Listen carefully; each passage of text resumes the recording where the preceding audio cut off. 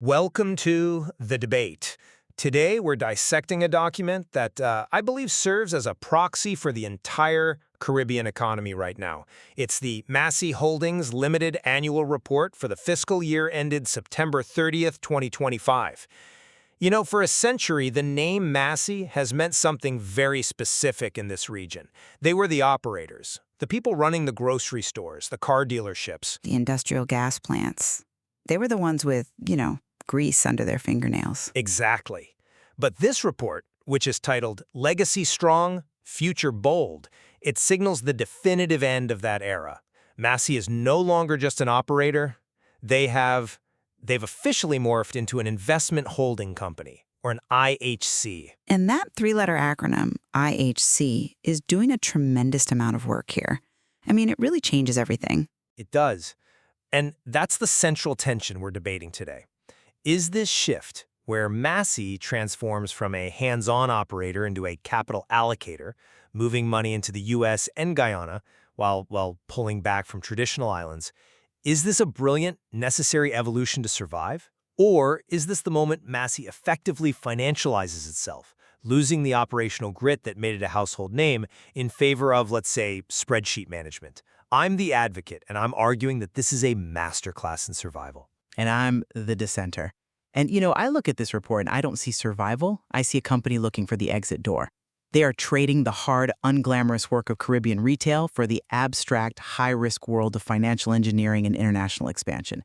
They are trying to become a hedge fund that just happens to own some supermarkets. Wow, okay, that is a harsh characterization. But look, let's look at the scoreboard before we start judging the game plan, right?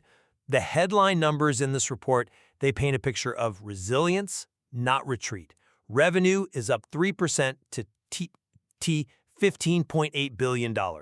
Profit before tax up 4% to $1.1 billion. But the number that really matters, the one that tells you this company is a fortress, is operating cash flow. They generated a staggering $1.67 billion in cash. Under the new CEO, James McCletchy, the transition to the IHC model is complete. They have strategic clarity. They know they can't simply rely on Trinidad anymore because of the foreign exchange, the FX shortages. So they're aggressively targeting hard currency earnings in Guyana and the US. This isn't running away. It's securing the bag so the company can exist in another 100 years. Securing the bag is a very generous way to frame what looks a lot like stagnation. Let's look closer at that 3% revenue growth you mentioned. I mean, we're operating in an environment where inflation across the Caribbean has been running pretty hot. If your revenue only grows by 3% in a high inflation year, you're essentially flat or even negative in real terms. So that means they aren't moving more product, they are just charging higher prices. And while you celebrate their strategic clarity, I look at the held-for-sale status of the Jamaica distribution business and I see a red flag the size of a billboard. Jamaica is a core Caribbean market. It's a difficult market. It's a core market. And look, the report notes a GDP contraction of, 0.5% there? But you don't just cut and run the moment things get tough, unless you've lost your stomach for the fight. To me, divesting a major distribution arm in Jamaica, it looks like a retreat. They're disguising a lack of organic growth with this fancy portfolio optimization language. They couldn't fix the business, so they sold it. That's not operational excellence, that's financial engineering. I think you're being a bit nostalgic for a business model that, simply doesn't work in 2026. Selling the Jamaica distribution arm isn't a retreat, it's hygiene. This is exactly what the investment holding company model is designed to do.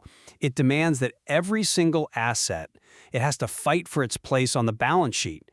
If the Jamaica distribution arm isn't hitting the hurdle rate, if it's dragging down the return on invested capital, you sell it, and you deploy that capital somewhere else where it will grow. But where does that end? Do they sell the Barbados retail chain next because it had a bad quarter? If it makes sense for the shareholders, yes. And that brings us to the core of this debate, the IHC structure itself.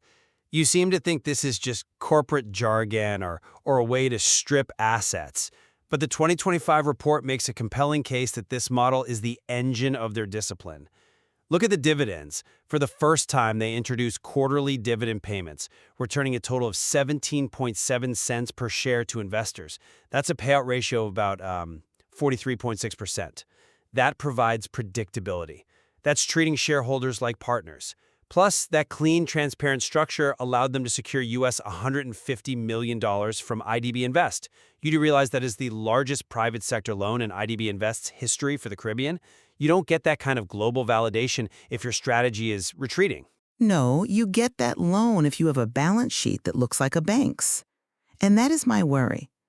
The IHC model risks turning Massy into a spreadsheet company. They're treating grocery stores, gas plants, and car dealerships as just lines on a ledger, rather than living, breathing operations that need care. I mean, look at their leverage.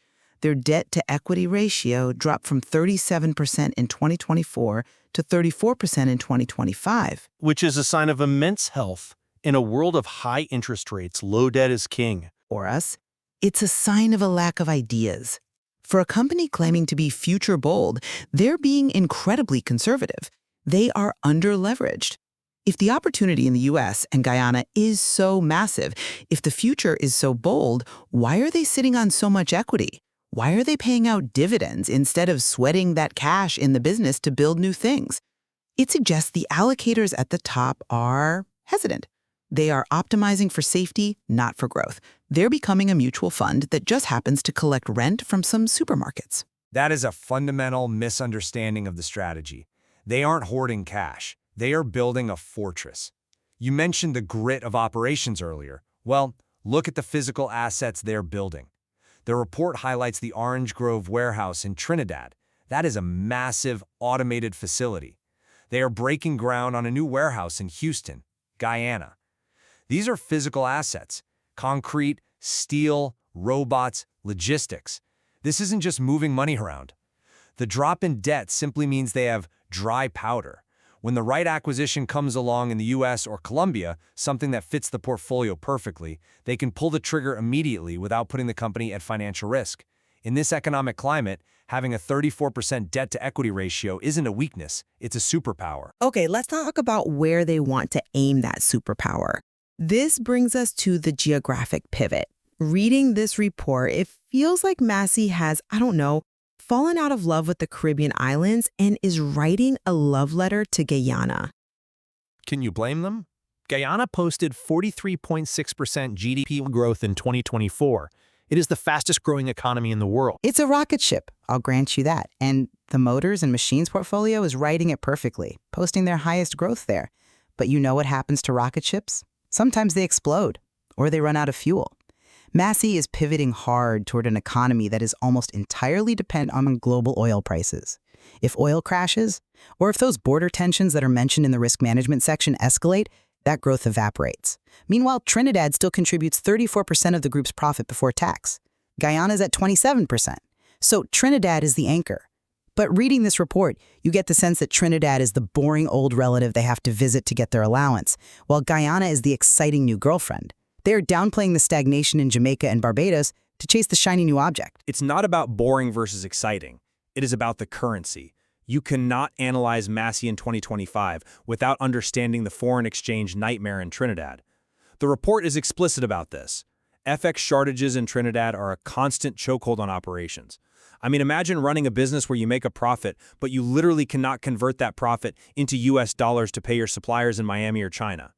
Massy needs US dollars to survive. Staying heavy in Trinidad isn't loyalty.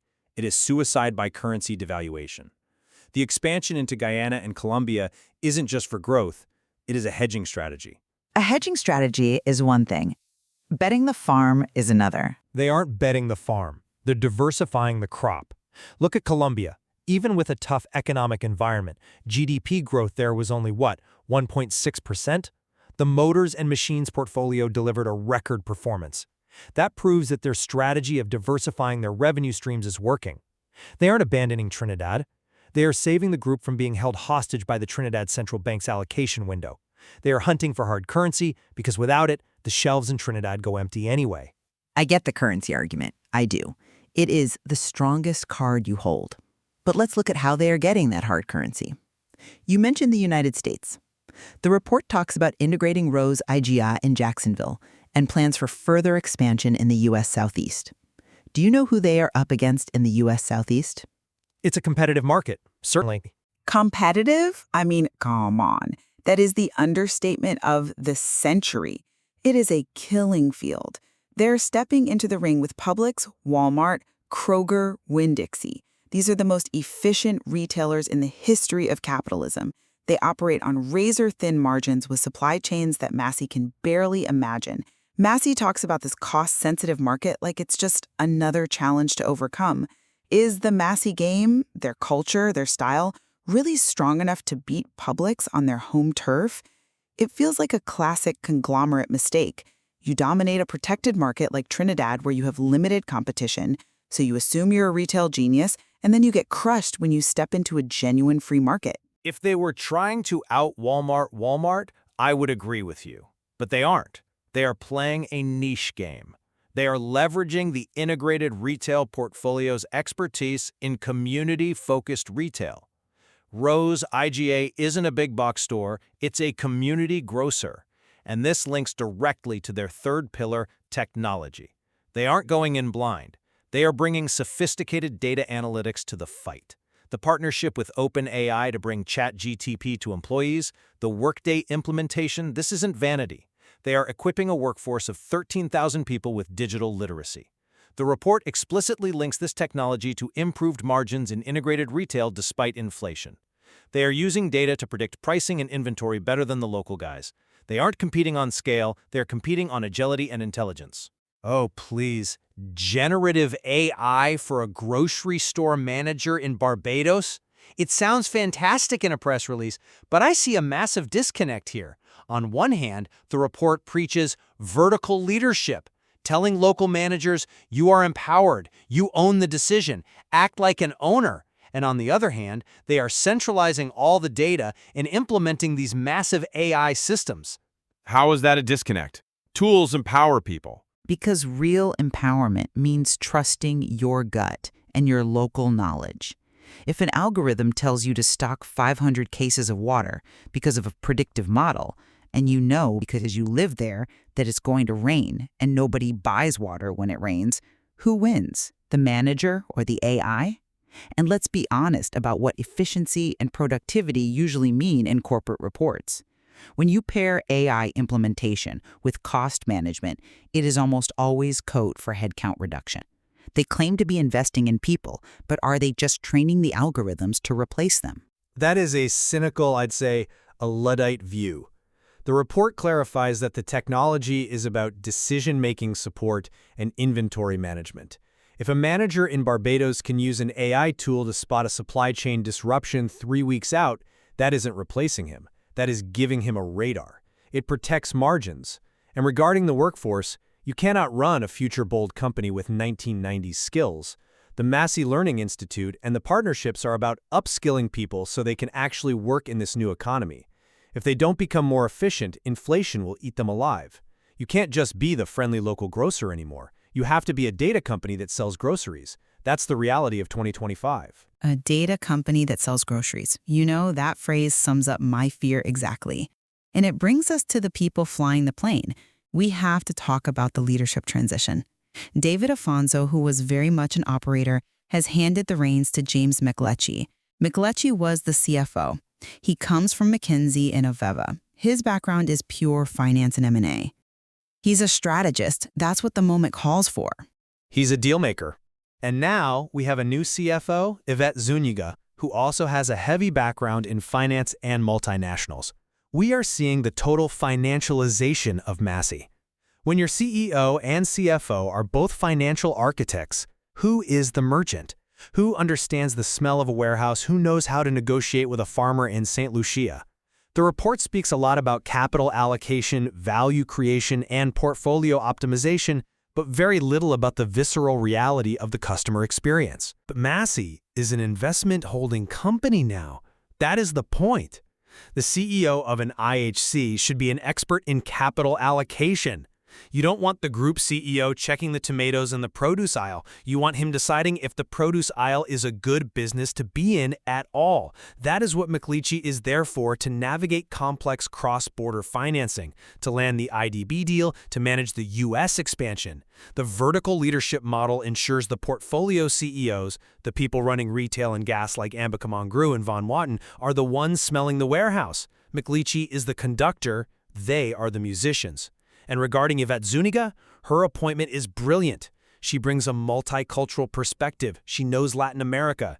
If Massy is betting the farm on Colombia, having a CFO who speaks the language, literally and financially, is a massive asset, not a liability. It sounds good in theory, the conductor and the musicians, but in practice, the conductor is obsessed with the stock price and quarterly dividends. When the music stops, say a hurricane in St. Vincent or supply chain collapse in Barbados, the allocators in the boardroom are often too far removed to help. They've created an ivory tower. They look at the IDB Invest deal and high-five each other, while the managers on the ground are suffocating under targets they can't meet because the capital was allocated to a warehouse in Houston instead of a fleet upgrade in Castries. The distance between the head and the hands is growing. I disagree completely. The structure is designed to bridge that gap by demanding accountability. The report notes that the new structure simplifies reporting lines. It makes the portfolio CEOs more accountable, not less. And let's not forget the resilience shown in the gas products portfolio. They benefited from economic growth in Guyana and improved manufacturing in Trinidad. That didn't happen by accident. It happened because the ivory tower, as you call it, allocated capital to expand the distribution network in Guyana before the boom hit. That is the IHC model working, seeing the macro trend and funding the micro execution. We are circling back to the core tension. You see a well-oiled machine fueled by smart capital. I see a machine that is running hot on the engine of Guyana, while parts of the chassis, like Jamaica, are falling off or being sold for scrap. Massy's undoubtedly profitable, I won't deny that. But the shift to this asset allocator mindset, where they are willing to sell off a legacy distribution business because it doesn't meet a metric, fundamentally changes the risk profile. They are trading the grind of Caribbean retail, which is hard, unglamorous but stable, for the volatility of international expansion and the abstract world of financial efficiency. They are betting that they can be a player in the U.S. If they're wrong, they burn a lot of cash that could have been used to fortify their position at home. The future bold isn't just a slogan on the cover of the annual report, it is a survival mechanism. They are securing hard currency, they are modernizing their workforce, and they are ensuring that Massy exists for another 100 years. They are not abandoning their legacy, they are paying for it. Well, the jury is still out on whether the U.S. expansion will pay for the legacy or drain it. But we can agree that the transformation is total. This isn't your grandfather's Massy anymore. Indeed. The true test will be fiscal year 2026. We need to watch two things closely. The integration of those U.S. assets, can they actually hold their own against the giants, and whether the Guyana portfolio can continue to offset the flat performance in the traditional Caribbean territories. Agreed. And I'd add a third thing to watch, the headcount. If the efficiency measures start biting deep into the workforce, we'll know if this is real innovation or just cost-cutting in a nice suit. A fair metric. For our listeners, I highly encourage you to review the Strategy for Value Creation section of the 2025 annual report yourselves. Look at the numbers, look at the strategic choices, and decide if you think the bold risk is worth the reward. It is certainly a report worth reading, if only to understand how the giant of the Caribbean is trying to change its stripes. Thank you for listening to the debate. We will see you next time.